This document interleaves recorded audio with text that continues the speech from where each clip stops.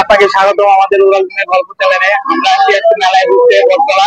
মেলার যে অবস্থা এখন করুন অবস্থা, পুরো পানিতে ভরপুর, সবার ব্যবসা অনুষ্ঠানের দিকে। শুরুতে আমরা ঢুকতেই পানি দেখতে পাই। এগুলো আসলে বন্যার পানি নয়, এগুলো বৃষ্টির কারণে জমে যাওয়া পানি।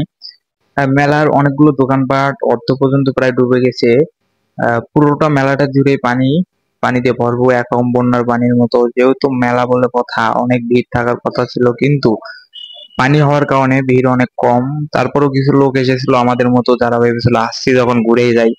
তারপর আমরা সামনের দিকে এগোতে থাকি। সামনের দিকে গিয়ে দেখি মেলার জায়গাটা কম হলেও অনেকগুলো রাইড তারা ব্যবস্থা করেছিল। ডেকোরেশনটা অনেক ভালো ছিল, ছোট বড় অনেক কটা রাইড ছিল, যেগুলো প্রায় বেশিরভাগ ছিল বাচ্চাদের জন্য।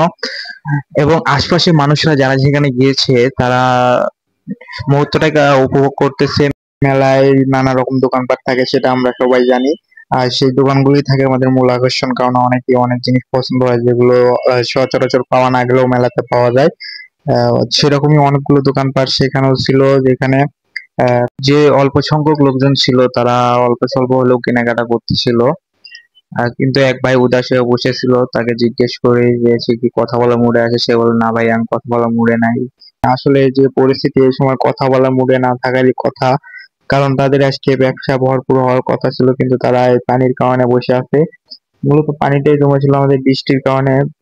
কিছুক্ষণ আগে বৃষ্টি হয়েছে, যেটার জন্য পানিগুলো জমে যায়, একদম এমন ভাবে জমে যায় যেন বন্যার পানি মনে হচ্ছে। আহ অনেকগুলো দোকান ছিল মেলায়।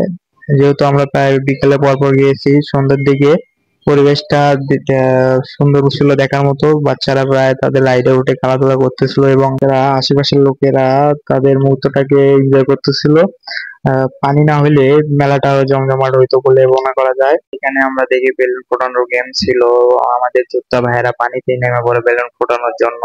তারপর আমরা পুরো মেলাটা একরকম ঘুরে বের হয়ে পড়ি, কিন্তু বাইরে বের হয়ে দেখি পানি যেহেতু কম, সেখানে উঁচু জায়গা ছিল, সেখানে একরকম ভিড় জমে গিয়েছিল। এইখানে মেলা সৌন্দর্যটা দেখা যাচ্ছিল মূলত। কিন্তু বেরোনোর পরে রাস্তাটাতে আবার আমাদের আসতে হবে, রাস্তাটা ছিল পুরো পানিতে ভর্তি। এমন অবস্থা যে গাড়ি চলাচলের মতো অবস্থা নেই।